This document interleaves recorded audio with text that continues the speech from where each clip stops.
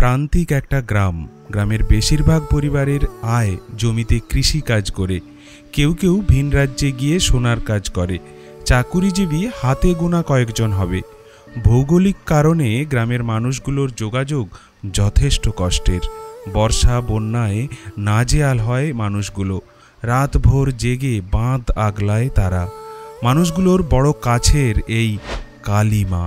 প্রতি বছর এই কালীমা গ্রামে এলে গ্রামের সবাই বড় আদরে, যত্নে, ভক্তিতে মাকে পুজো করে। মায়ের কাছে ভক্তদের আকুতি আবদারে চোখে জল আসবে তোমারও।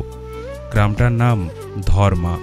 দাসপুর ১ নম্বর ব্লকের এই ধর্মা গ্রামের দক্ষিণ পাড়ায় কালীমায়ের পুজো হয় অনাড়ম্বরে, কিন্তু ভক্তি শ্রদ্ধার সাথে। সেখানে মানুষের ঢল নামে পুজোর দিনগুলিতে। এখানেই খাওয়া দাওয়া, সময় কাটানো মায়ের কাছেই।